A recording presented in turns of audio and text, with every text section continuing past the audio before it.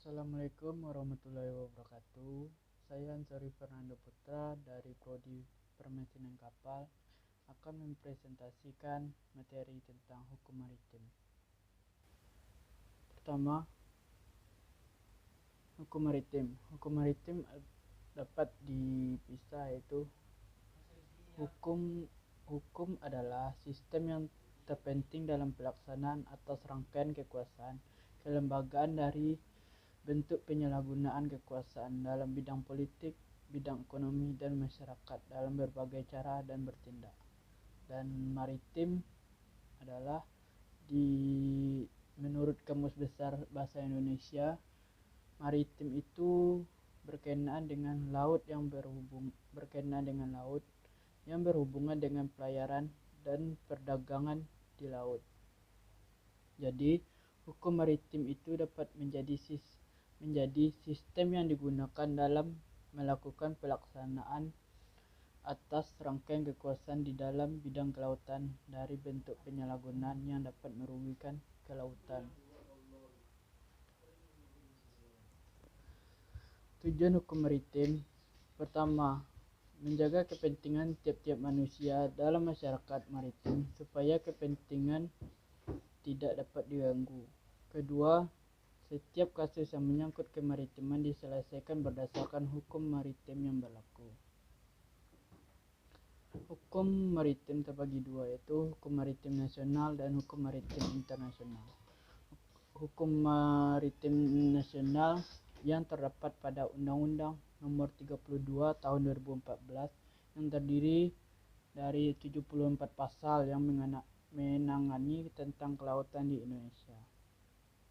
Hukum internasional yang diberlakukan secara internasional sebagai bagian dari hukum antara bangsa, di antaranya seperti International Convention for the Prevention of Pollution from Ships 1973 sampai 1978, yaitu Konvensi Internasional tentang polusi yang terjadi pencemaran di laut yang terjadi oleh kapal. Subjek hukum maritim pertama yaitu berbentuk perorangan seperti nahkoda kapal, awak kapal, pengusaha kapal, pemilik kapal, penumpang kapal. Yang kedua, subjek hukum maritim yaitu berbentuk kelembagaan yang berbentuk hukum seperti Ekspedisi Muatan Kapal Laut, Ditjen Perhubungan Laut, International Maritime Organization, Biro Klasifikasi Kesah Bandaraan. Objek hukum maritim pertama, benda yang berbentuk wujud sebagai objek hukum maritim, yaitu kapal, perlengkapan kapal, muatan kapal, sampah di laut, tumpahan minyak di laut. Kedua, yang berbentuk benda tidak berwujud sebagai objek hukum maritim. Pertama, perjanjian, kesepakatan, surat kuasa, perintah, lisan. Ketiga, yang benda bergerak seperti perlengkapan kapal, muatan kapal, tumpahan minyak di laut. Keempat, yang benda tidak bergerak seperti galang kapal. Kebijakan pemerintah yang telah dibuat yaitu untuk overexploited atau kelebihan eksploitasi.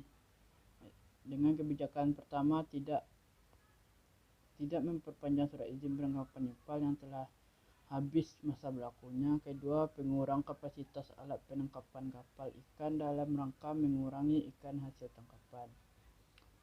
Kedua, full exploited atau eksploitasi yang penuh. Tidak menerbitkan surat izin penangkapan ikan atau CP yang baru. Tidak melakukan perubahan CP yang berakibat pada peningkatan jumlah hasil tangkapan. Kedua, bentuk pelanggaran hukum maritim, yaitu illegal fishing. Illegal fishing adalah pencurian ikan penangkapan di wilayah negara lain tanpa izin pemerintah otoritas setempat. Kedua, unreported fishing, penangkapan ikan yang tidak dilaporkan sehingga pemerintah kesulitan menduga ketersediaan stok yang tersisa. Ketiga, unregulated fishing, penangkapan ikan yang tidak sesuai dengan peraturan, seperti alat penangkapan ikan yang dilarang oleh pemerintah. Selanjutnya, bentuk overfishing atau kelebihan ikan. Pertama, growth overfishing. Ini terjadi saat ikan ditangkap sebelum mereka tumbuh mencapai ukuran di mana peningkatan lebih lanjut dari pertumbuhan akan mampu membuat seimbang dengan penyusutan stok yang diakibatkan oleh mortalitas alami. Misalnya pemangsaan. Pencegahan growth overfishing meliputi pembatasan upaya penangkapan, pengukuran ukuran mata jaring, dan penutupan musim atau daerah penangkapan. Kedua, recruitment overfishing, itu kelebihan dalam merekrut.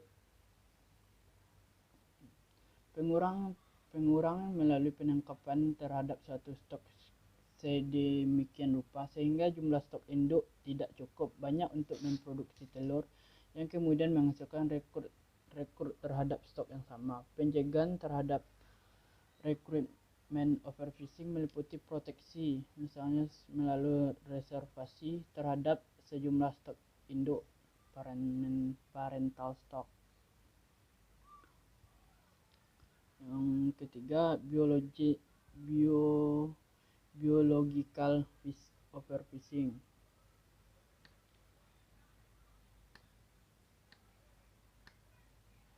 yaitu kombinasi dari growth overfishing dan recruitment overfishing akan terjadi manakala tingkat upaya penangkapan dalam suatu perikanan tertentu melampaui tingkat yang diperlukan untuk menghasilkan MSY. Pencegahan terhadap biological overfishing meliputi pengaturan upaya penangkapan dan pola penangkapannya.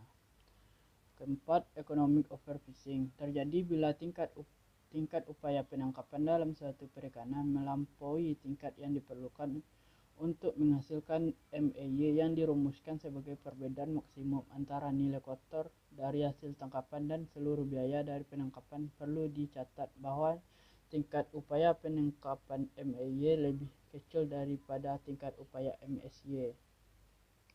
Kelima, ecosystem overfishing. Kondisi ini dapat terjadi sebagai hasil dari suatu perubahan komposisi jenis dari suatu stok sebagai akibat dari upaya penangkapan yang berlebihan, di mana spesies target menghilang dan tidak digantikan secara penuh oleh jenis pengganti.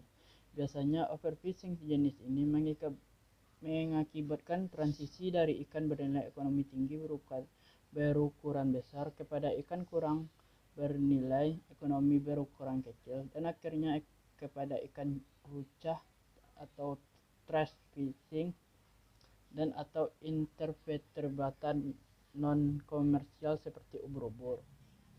Keenam, Malthusian overfishing, yaitu suatu istilah untuk mengungkapkan masuknya tenaga kerja yang tergusur dari berbagai aktivitas berbasis darat atau land-based activities ke dalam perikanan dalam jumlah berlebihan, yang berkompetensi dengan nelayan tradisional yang telah ada yang cenderung menggunakan cara-cara penangkapan yang bersifat merusak seperti dinamit. Baiklah, sekian presentasi dari saya. Apabila ada kata yang salah mohon dimaafkan. Wabillahi taufiq wal hidayah. Assalamualaikum warahmatullahi wabarakatuh.